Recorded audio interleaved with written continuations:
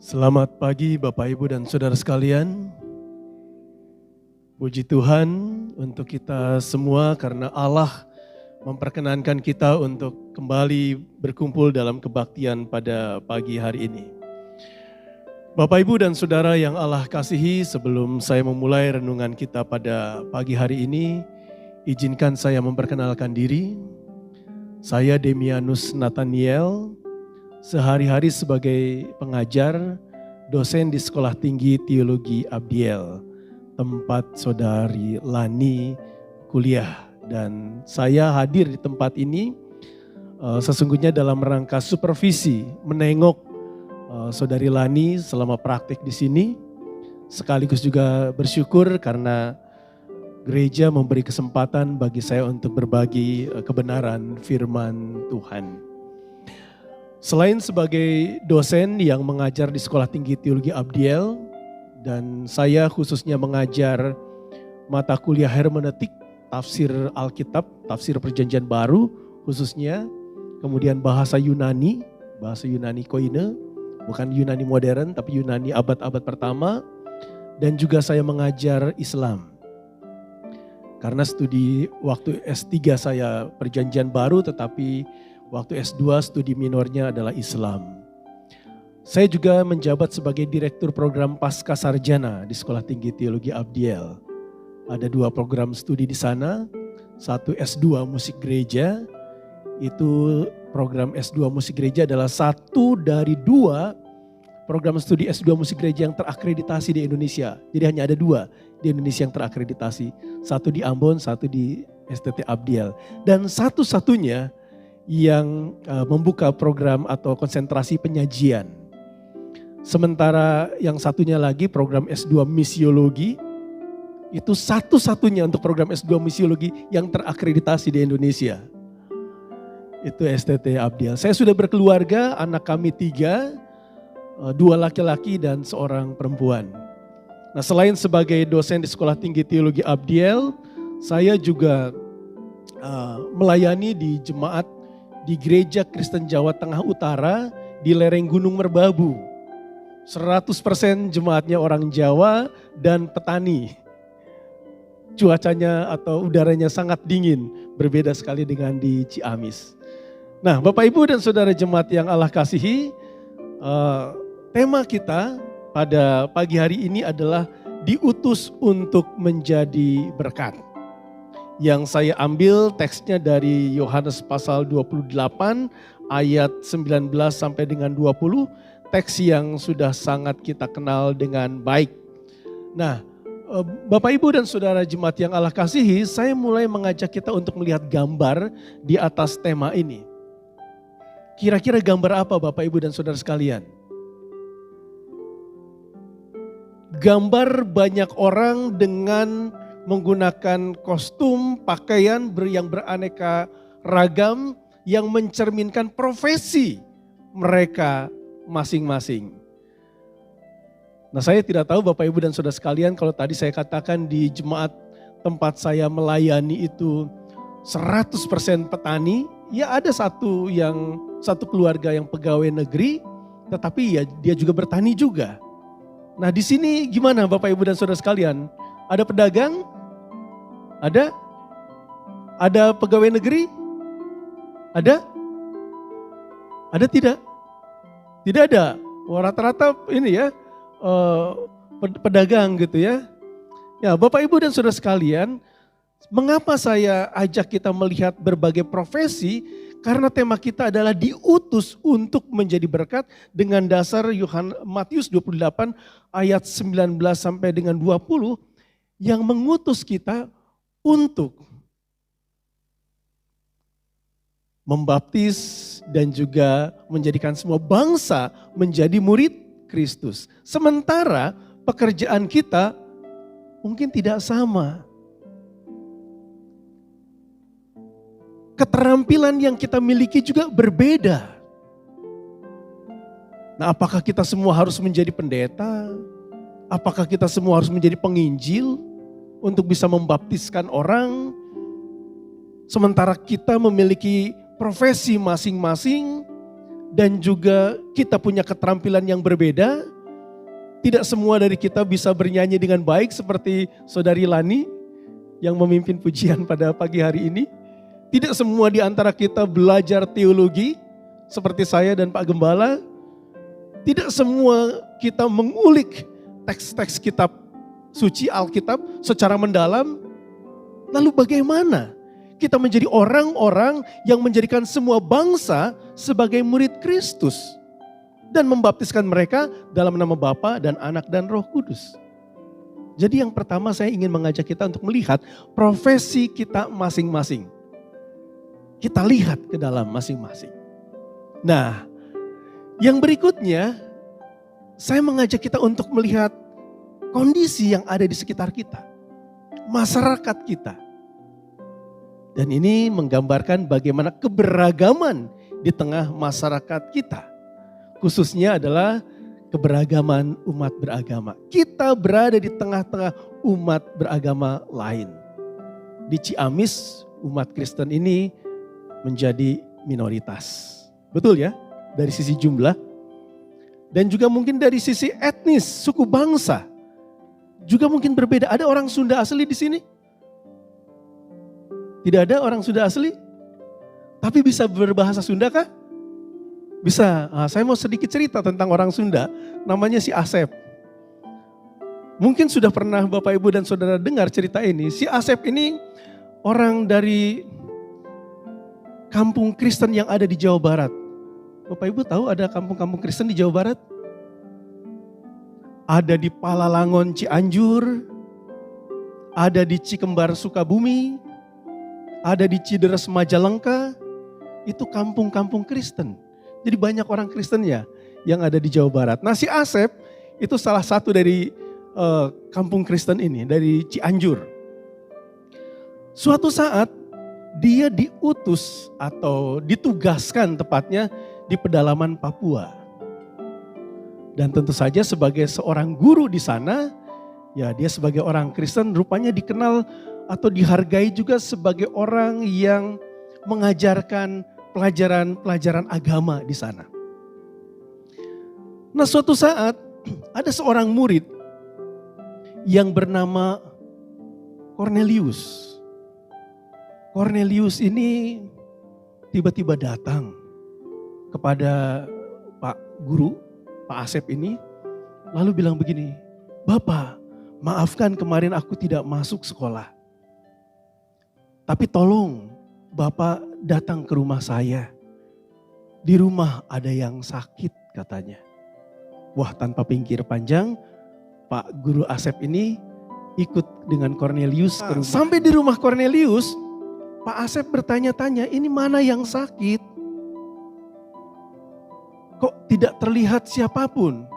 Lalu Cornelius mengatakan begini, mari Bapak ikut aku. Sampai kemudian dia sampai di belakang, ternyata ada ruangan kecil, tapi kok juga tidak terlihat siapapun. Kecuali satu kerdus kecil di bawah, dan ternyata yang sakit adalah seekor anjing. Pak Asep ini jengkel. Lalu ya gimana, sudah diminta oleh Cornelius untuk berdoa, ya dia pegang jidat kepala si anjing ini sambil mungkin sedikit menggerutu dan mengatakan, anjing, Aisyah rek modar gera. Ari cager gera. Ulang ngahesekeun aing gitu ya.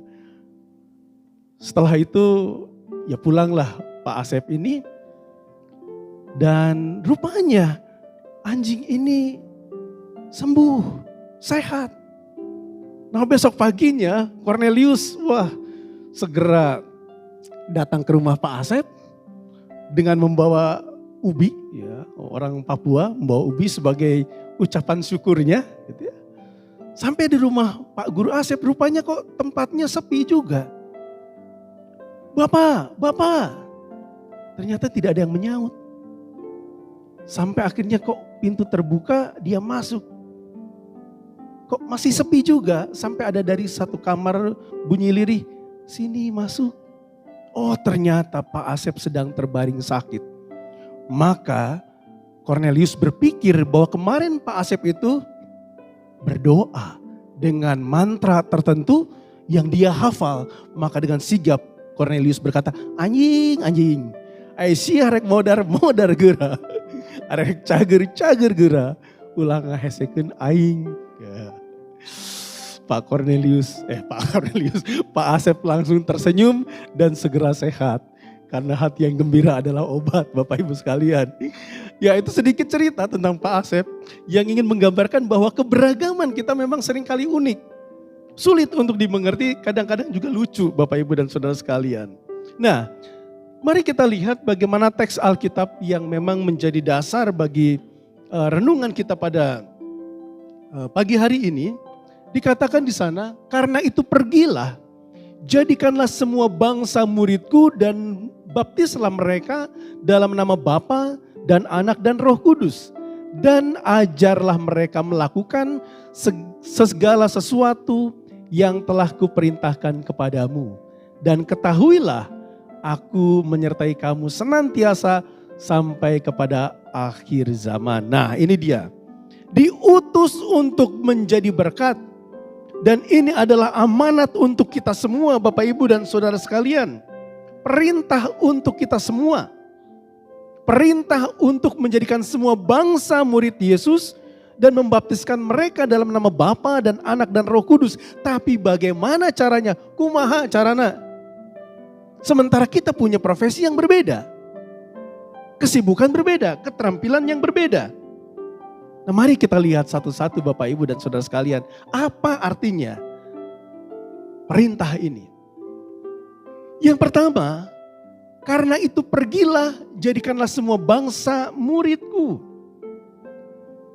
Kata-kata ini sebenarnya mengajak kita untuk melihat bahwa ini atau kita semua harus bertindak istilahnya proaktif.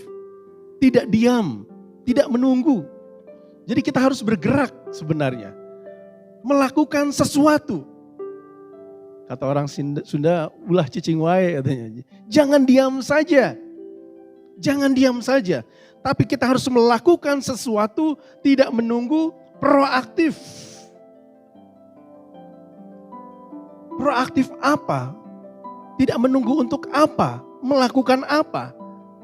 Dan ini menjadikan semua orang itu sebagai murid Kristus. Semua orang. Kita murid Kristus bukan? Amin? Kurang keras. Benar-benar murid Kristus? Ya, kita semua adalah orang Kristen, murid Kristus. Artinya, ketika kita diminta untuk menjadikan semua bangsa sebagai murid Kristus, maka kita diajak untuk menjadikan semua orang sama seperti kita, sama-sama menjadi murid Kristus. Dan sebagai murid Bapak Ibu sekalian, kita berada pada posisi yang sama, setara, dan diajak berjalan bersama dengan segala kebaikan Tuhan.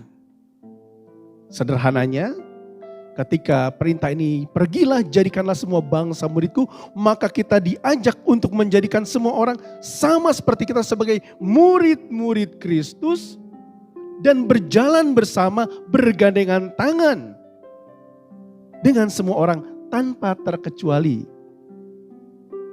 Termasuk di dalam konteks masyarakat kita saat ini yang faktanya beragam. Suku bangsa, budaya, dan juga agama. Belum selesai sampai sini. Lalu bagaimana Bapak Ibu dan Saudara sekalian, arti pergilah jadikanlah semua bangsa sebagai murid Kristus itu? Yang pertama Bapak Ibu Saudara sekalian, kita diajak untuk menjadi gereja yang namanya gereja misioner. Gereja yang sadar kita ini punya misi di dunia ini. Bapak Ibu dan Saudara sekalian, kita semua termasuk saya punya misi hidup di dunia ini. Di samping kita melakukan pekerjaan-pekerjaan sehari-hari, kita punya misi yang mulia, misi yang agung di dunia ini. Dan misi ini Bapak Ibu dan Saudara sekalian, kita arahkan untuk menjangkau seluruh kalangan, baik jauh maupun dekat, tua muda, semuanya tanpa terkecuali. Termasuk kita adanya perbedaan suku, bangsa, budaya, dan juga agama. Dan itu kita lakukan baik sebagai pribadi maupun juga sebagai sebuah persekutuan. Wah, semakin tegas ini. Kita diminta untuk menjadikan semua bangsa sebagai murid Kristus.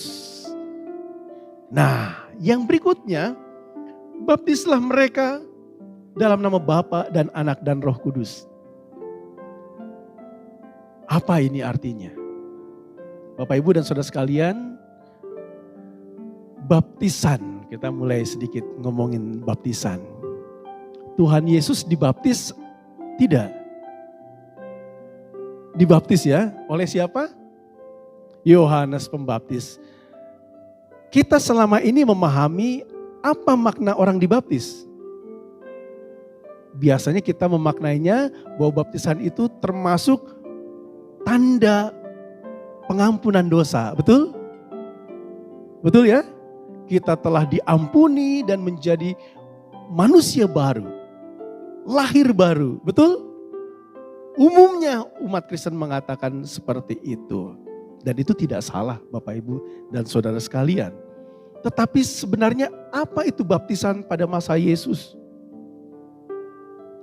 Yesus berdosa atau tidak? Tidak. Tapi mengapa dia dibaptis?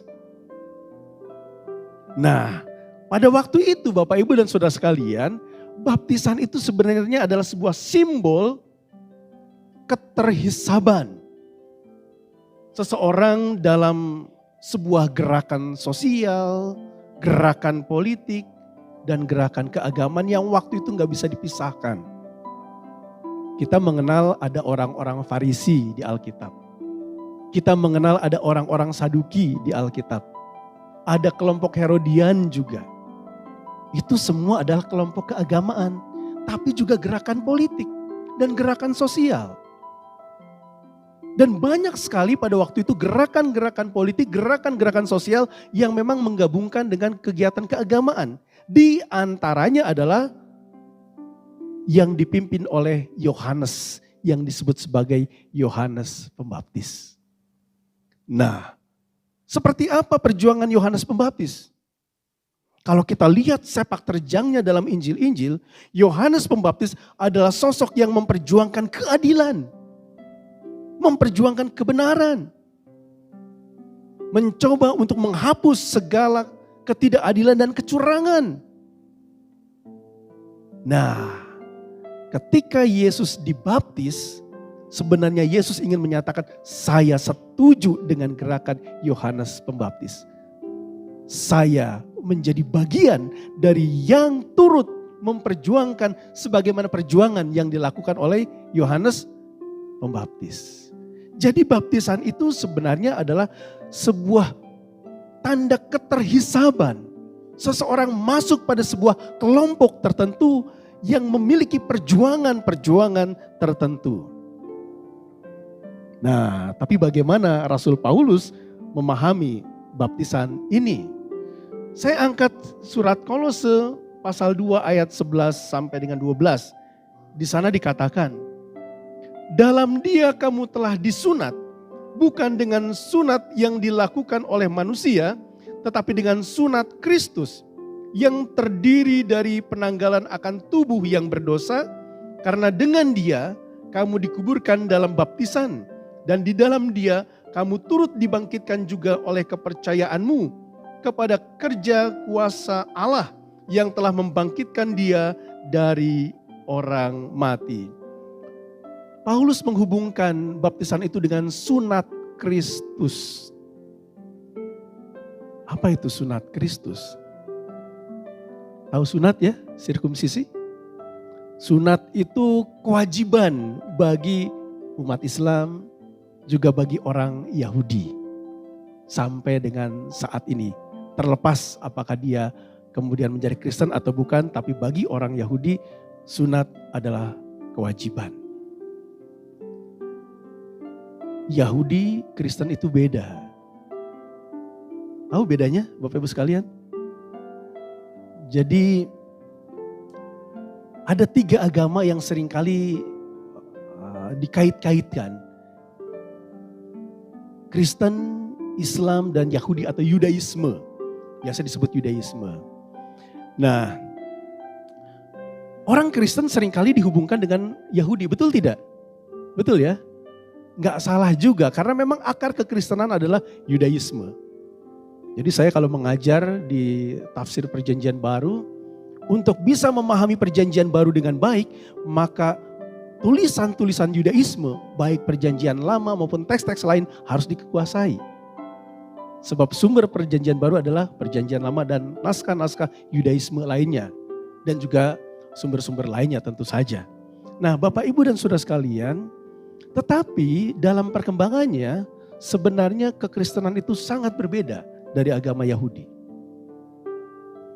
Kalau dibanding-bandingkan sebenarnya agama Yahudi jauh lebih dekat dengan agama Islam. Loh, kok bisa? Umat Islam itu sangat menekankan yang namanya tauhid. Qul huwallahu ahad, Allahus samad, lam yalid walam yulad walam yakul lahu kufuwan ahad. Itu surat Al-Ikhlas. Banyak ulama mengatakan kalau hafal dan menghayati dan melaksanakan surat Al-Ikhlas, maka sepertiga Al-Quran sudah dilaksanakannya. Beberapa ulama mengatakan demikian. Nah, surat Al-Ikhlas itu dengan gagasan tauhidnya itu sejalan dengan apa yang disebut dengan Shema Israel. Ulangan 6 ayat 4. Shema Israel, Elohenu Echad, Elohenu Adonai. Dengarlah hai orang Israel, Tuhan itu Allah kita, Tuhan itu Esa. Jadi gagasan tauhid, Yudaisme dan Islam sangat-sangat dekat, kalau tidak mau dikatakan sama persis. Nah, kekristenan kita mengimani Allah Trinitas, Allah Tritunggal. Allah yang menjadi manusia di dalam diri Yesus Kristus dan Allah yang hadir dalam kuasa Roh Kudus, amin. Sangat berbeda. Lalu yang kedua adalah yang namanya sistem puritas. Sistem kekudusan. Haram dan halal. Orang Islam haram menikmati atau mengonsumsi daging babi. Orang Yahudi juga. Kita ada yang gak suka makan daging babi? Sangat berbeda. Mengenal haram dan halal. Maaf kalau yang perempuan sedang datang bulan bisa ke gereja? Boleh kan ya? Gak ada masalah. Tetapi untuk umat Islam dan Yudaisme, ketika mereka datang bulan mereka tidak bisa bersembahyang. Jadi dua hal itu sebenarnya ingin menunjukkan bahwa kedekatan antara Islam dan Yahudi ini begitu kuat. Tapi kalau Israel perang, orang Kristen dukung siapa? Israel atau Palestina? Saya mau katakan begini. Israel itu 80% agamanya Yahudi, bukan Kristen. Catat ya. Gampang nyari datanya itu, sekarang udah zaman canggih gitu. Kalau dulu mungkin orang gak ngerti. 80% agamanya Yahudi. Yang ternyata berbeda sekali dengan kita ya. Gak mengenal sistem puritas kita Allah Tritunggal. Dan soal Yesus. Bagi kita Yesus siapa? Allah yang menjadi manusia. Tuhan Sang Juru Selamat. Betul? Amin. Bagi umat Islam, Yesus siapa? Nabi Isa. Posisinya bukan sekadar Nabi, Rasul. Tinggi loh posisinya, tapi bukan Tuhan. Bagi orang Yahudi, Yesus siapa? Ada yang tahu? Yesus adalah guru yang menyesatkan. Jadi jauh banget. Jadi bisa dipahami mengapa Rasul Paulus waktu bernama Saulus itu mengejar orang-orang Kristen. Karena orang Kristen berbeda keyakinan sekali waktu itu. Nah, 80% bangsa Israel itu warga negaranya beragama Yahudi. Yang kedua, agama paling banyak di Israel setelah Yahudi, Islam 17%. punya wakil di Kenisah atau di parlemennya. Orang Kristen berapa persen? Kurangi saja, nggak nyampe 3%. Dan mereka teraniaya di Israel itu. Karena rata-rata etnis Arab, orang Kristen yang ada di Israel. Nah kalau perang Israel-Palestina kira-kira kita dukung siapa? Padahal orang Kristen jauh lebih banyak di Palestina. Bukan di Israel. Makanya lihat Alkitab kita, Keluaran LAI. Ada nggak peta yang menyebutkan Israel zaman Tuhan Yesus? Atau Israel zaman perjanjian baru? Nggak ada, yang ada Palestina di zaman perjanjian baru. Karena KWI dan PGI secara resmi memang memahami situasi yang ada. Itu sedikit Bapak Ibu dan Saudara sekalian. Nah, sunat Kristus. Jadi orang-orang Yahudi itu mengenal yang namanya sunat. Tanda bahwa seseorang itu menjadi bagian dari umat pilihan Tuhan dan menjadi bagian dari ahli waris kerajaan Allah. Tetapi sunat itu hanya dilakukan bagi anak laki-laki saja. Nah sementara baptisan yang adalah sunat Kristus itu bukan hanya laki-laki tapi juga perempuan. Karena sejak awal kekristenan mengajarkan yang namanya kesetaraan laki-laki dan perempuan. Dan baptisan itu dari kata baptizo, diselamkan. Nah orang seringkali terlalu harafiah, diselamkan ke dalam air, bukan. Dalam konsep kekristenan dibaptis itu adalah diselamkan ke dalam kehidupan Yesus, kematian Yesus dan kebangkitannya. Jadi dibaptis berarti kita menyelamkan diri ke dalam kehidupan, kematian dan pelayanan Yesus. Nah, itu dengan kata lain ya tadi diselamkan ke dalam kehidupan, kematian dan kebangkitan Kristus yang itu adalah memiliki tekad bersama untuk membawa perubahan hidup bersama ke arah yang lebih baik. Apa yang Yesus lakukan sehingga ia dibaptis? Ketika ia disalib. Kita seringkali ketika bicara soal penyaliban Yesus langsung Golgota. Yesus disalib untuk menebus dosa manusia. Tidak salah. Tetapi kita seringkali lupa bahwa Yesus disalib itu ada alasannya, ada prosesnya. Yaitu ketika ajaran-ajarannya, apa yang dilakukannya dianggap berlawanan dengan kebijakan-kebijakan umum. Yang ada pada waktu itu. Yesus tidak membedakan laki-laki dan perempuan, bahkan anak kecil pun juga masuk dalam kelompoknya. Bukan hanya itu, Yesus mau makan bersama dengan pemungut cukai dan orang-orang yang dianggap berdosa lainnya. Itu dianggap sebagai penghinaan. Itu dianggap sebagai sebuah tindakan yang melanggar norma. Tetapi yang Yesus lakukan adalah dia merangkul seluruh umat manusia tanpa terkecuali dengan kesadaran bahwa yang suci, yang kudus itu adalah Allah, sementara manusia memiliki banyak dosa. Dan perjuangan itu perjuangan yang gak ada, kita berpikir itu hanya masalah keagamaan, bukan. Gak semata-mata itu. Itu urusan sosial, keagamaan, dan maaf, termasuk urusan politik. Karena kekaisaran Romawi dengan sengaja memilah-milah orang atas dasar suku, bangsa, dan sebagainya. Dan itu dihancurkan oleh Yesus. Jadi yang Yesus lakukan itu melawan kebijakan-kebijakan apapun itu yang membuat manusia terkotak-kotak. Nah, lalu dibaptis dalam nama Bapa dan Anak dan Roh Kudus. Kita langsung, kalau begitu dia harus menjadi anggota gereja. Nanti dulu, ini dia. Apa maksudnya? Menjadikan semua orang menjadi pengikut Kristus. Dan saya setuju Bapak Ibu sekalian, teks ini mengajarkan kita dan meminta kita, memerintahkan kita untuk menjadikan semua itu menjadi orang Kristen. Nah, tapi apa artinya Kristen? Nanti dulu nih. Orang Kristen atau orang-orang Kristen bahasa Yunaninya Kristianoi. Bukan Nasrani ya. Karena seringkali kita menyamakan begitu saja Nasrani dan Kristen. Saya gak pernah mau disebut sebagai orang Nasrani. Saya orang Kristen. Apa bedanya? Sangat beda. Jadi Nasrani itu adalah sekelompok orang yang memang sekelompok orang yang pengikut Yesus yang waktu itu banyak di Yatsrib atau di kota Madinah, nama lain kota Madinah itu Yatsrib, yang memang berhubungan dengan Muhammad dan pengikutnya. Jadi dipikirnya semua orang itu Nasrani. Berbeda dengan kekristenan yang kita miliki. Jadi kalau kita memahami terutama tentang Yesus.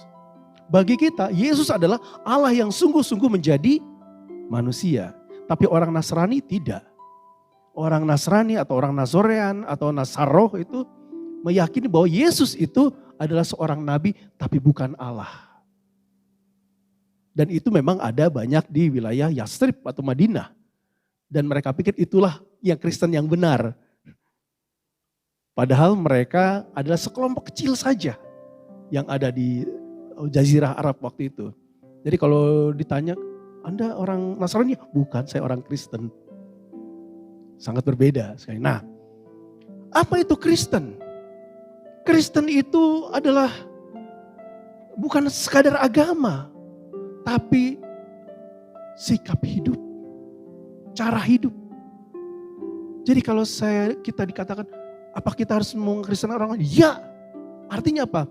Membuat semua orang memiliki cara hidup, sikap hidup sebagaimana yang Yesus ajarkan sebagai guru agung kita.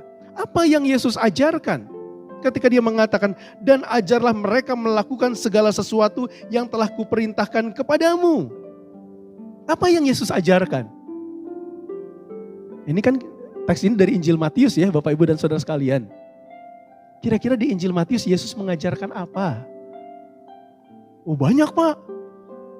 Ya nanti dulu kita lihat Injil Matius. Injil Matius 1 ayat 1 dan seterusnya berbicara tentang apa? Soal silsilah. Bukan omongan Yesus kan? Nah kalau kita cermati Injil Matius ada dua bagian pengajaran Yesus. Tentang akhir zaman di pasal 24 dan 25. Lalu yang pertama adalah dalam khotbah di bukit pasal 5 sampai pasal 7. Itu pengajaran Yesus yang nanti dirangkum Bapak Ibu dan Saudara sekalian dalam pasal 22 ayat 37 sampai dengan 40. Yaitu Yesus mengajarkan agar kita mengasihi Allah sekaligus juga mengasihi sesama. Dalam bentuk keteladanan. Seperti yang Yesus nyatakan. Juga dalam pikiran, perkataan, dan perbuatan kita. Jadi kalau dikatakan kita dipanggil untuk menjadi berkat, kita diutus untuk menjadikan semua bangsa sebagai murid Kristus, kita dipanggil untuk menjadikan semua bangsa melakukan apa yang Yesus ajarkan, yaitu mengasihi Sang Pencipta dan mengasihi sesama. Dan ingat, Yesus juga mengajarkan ini. Bukan setiap orang yang berseru kepadaku Tuhan, Tuhan akan masuk ke dalam kerajaan sorga, melainkan dia yang melakukan kehendak Bapakku yang di sorga. Jelas sekali Bapak Ibu dan Saudara sekalian. Artinya menjadi Kristen itu apa? Dan tugas kita mengkristenkan orang lain itu seperti apa? Bukan harus suruh mereka masuk ke gereja, tidak demikian. Tapi supaya setiap orang melalui profesi kita masing-masing, dimanapun kita ada, ketika kita berdagang, ketika kita menjadi pengajar, ketika kita mungkin menjadi seorang pegawai di satu tempat, bagaimana kita dengan keteladanan kita mendorong orang lain mengasihi Sang Pencipta dan juga mengasihi sesama. Itulah tugas panggilan kita untuk menjadi berkat. Susah? Tergantung. Nah Bapak Ibu sekalian, gak saya tulis di slide ini, tapi saya mau tanya, melaksanakan perintah Tuhan itu berat atau ringan? Berat atau ringan? Berat? Siapa yang berat? Angkat tangan. Yang ringan? Yang ringan? Enggak ada juga. Jadi yang mana ini gitu kan? Melaksanakan perintah-perintah Tuhan, berat atau ringan? Berat. Setuju? Nggak yakin jawabannya nih. Tapi saya mengajak kita, mari kita buka 1 Yohanes 5 ayat 3. Saya nggak tulis di slide. 1 Yohanes 5 ayat 3. Saya ingin kalau yang sudah mendapatkannya kita membaca bersama-sama. Perintah Tuhan itu berat atau ringan ya. 1 Yohanes pasal 5 ayat 3. Teks yang salah satu teks yang saya sukai. Sudah dapat? Oke ya. Saya ajak baca perlahan-lahan 2, 3, 1.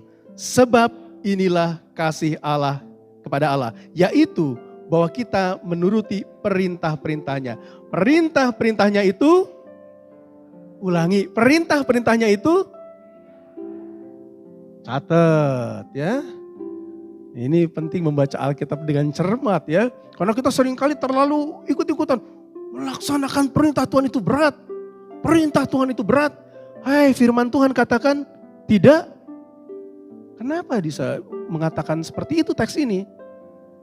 Karena Bapak Ibu dan Saudara sekalian, orang Kristen itu dianggap aneh waktu itu. Kok bisa meyakini Yesus yang waktu itu dalam tampilan manusia sebagai Tuhan. Dan hanya ada satu alasan yang membuat manusia bisa atau kita bisa percaya bahwa Yesus adalah Tuhan, yaitu kuasa Roh Kudus. Nah, kalau kita saja bisa percaya sesuatu yang menurut orang banyak itu aneh, maka apapun tidak akan sulit ketika Roh Kudus bekerja. Ketika kita menerima Roh Kudus bekerja dalam hidup kita. Jadi jangan pernah katakan sulit. Jadi kalau orang mau hidup baik itu bukan soal bisa atau tidak, mau atau tidak. Saya sejak kelas 4 SD merokok Bapak Ibu sekalian, bandel. Sampai dengan SMA kelas 3 sebelum masuk sekolah tinggi teologi. Jadi ceritanya mungkin di antara teman-teman lain saya yang dulu lebih dulu dan saya ngajarin itu teman-teman. Tapi waktu SMA kebetulan saya punya ayah, almarhum ayah saya itu orang Ambon, galak, tapi sama orang, sama istri, sama ibu saya dan sama anak-anak nggak pernah marah sama sekali.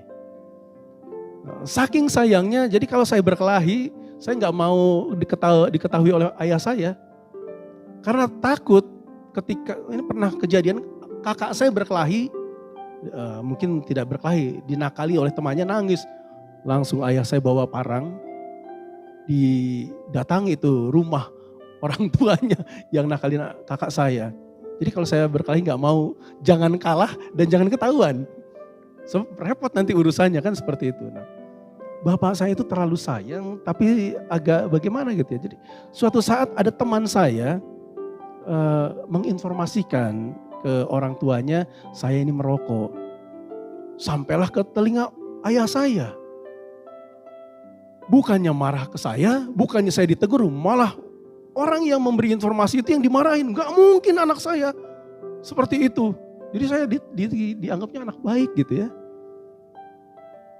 Akhirnya saya berpikir daripada ketahuan betulan, berhentilah sejak saat itu sampai detik ini. Sama sekali tidak merokok seperti itu. Nah, Bapak Ibu dan Saudara yang Allah kasih, jadi sekali lagi melakukan perintah-perintah Tuhan itu tidak berat.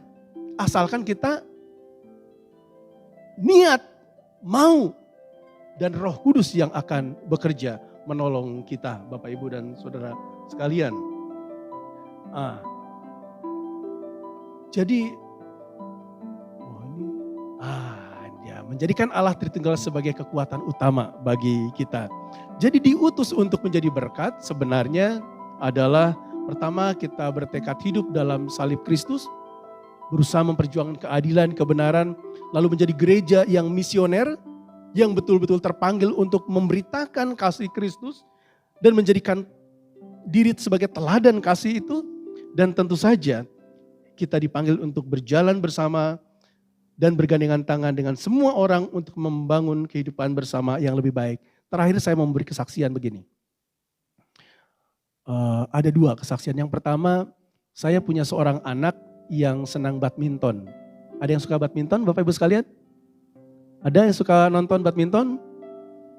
Anak saya senang badminton dan ya masih ecek-ecek, tapi sekarang sudah minggu ini ranking 102 dunia. Namanya Panjer Aji Siloka. Kalau di searching bisa lihat.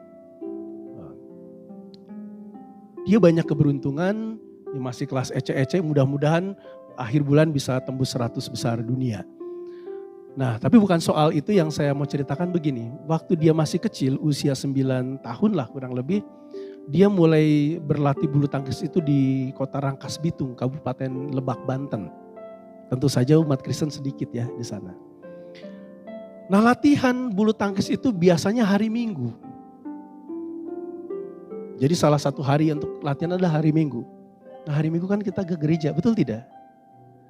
Nah, terus udah gitu pagi-pagi. Nah, anak saya kan sekolah minggu, ke gereja juga. Jadi gimana ini? Nah, awalnya setiap itu, jadi anak saya gak pernah latihan lah setiap minggu itu. Tapi karena mungkin dia lebih punya prestasi, akhirnya teman-temannya, kami gak mau latihan kalau gak ada anak saya gitu ya. Akhirnya ya sudah, latihannya setelah Panjer pulang dari gereja gitu, setelah anak saya pulang dari gereja. Tapi ya ternyata gereja hari Minggu ada banyak kegiatan juga. Kadang pagi bahkan sampai siang, sampai akhirnya kalau suruh nunggu kan jadi repot juga. Akhirnya disepakati Minggu libur. Latihannya Minggu libur. Mayoritas masyarakat yang bukan Kristen ini akhirnya menghargai hari Minggu karena hari kebaktiannya anak saya itu libur. Itu yang pertama. Yang kedua, saya ingin membagikan sebuah peristiwa yang terjadi tahun 2004 tanggal 26 Desember. Ada yang ingat peristiwa apa? Tsunami, betul. Nah, saya kebetulan waktu itu menjadi ketua badan kerjasama antar gereja se-Kabupaten Lebak, Banten. Dengan pusat di Rangkas Bitung. Hanya ada 4 gereja. Kalau di sini 3 gereja, Katolik, GPDI, GKI. Di sana hanya 4 gereja, GKP, Gereja Kristen Pasundan, lalu GPDI, GBI, dan Katolik. Tanggal 28 Desember itu adalah hari biasa dilakukan perayaan Natal umat Kristen se-Kabupaten Lebak, tanggal 28 Desember. Rutin, tiap tanggal 28 Desember. Kecuali hari Minggu. Kalau hari Minggu berarti jatuhnya hari Senin atau hari Seninnya atau hari Sabtunya. Tanggal 27 atau 29. Nah ini kebetulan bukan hari Minggu. Jadi tanggal 28 akan dirayakan perayaan Natal umat Kristen se-Kabupaten Lebak, Banten. Dan tentu saja tanggal 26 Desember segala sesuatunya sudah dipersiapkan. Oh, ibu-ibu sudah mempersiapkan terkait dengan konsumsi pakaian, segala sesuatu, acara juga.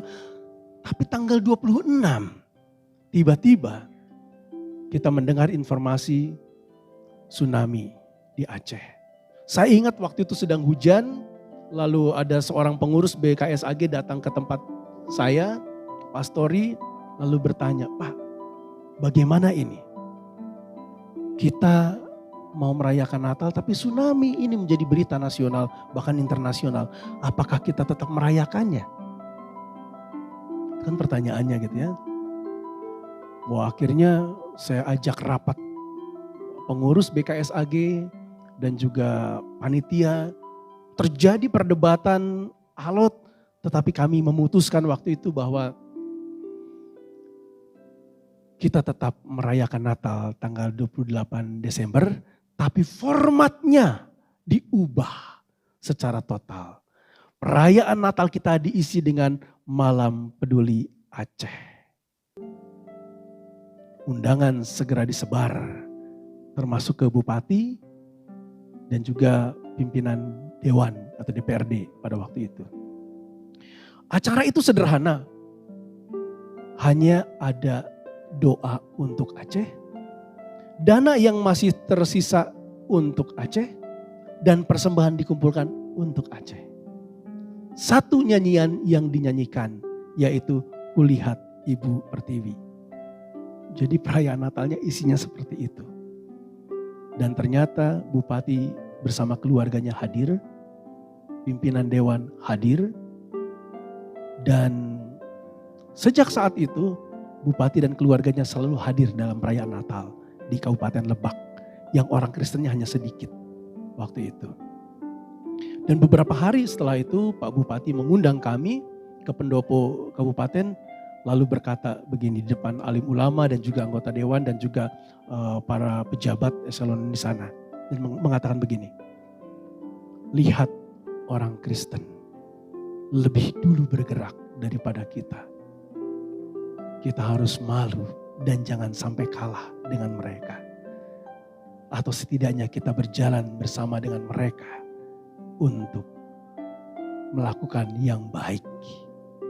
Dan sejak saat itu, setiap tanggal 3 Desember tahun berikutnya, para pendeta diundang dalam rapat paripurna DPRD Kabupaten Lebak.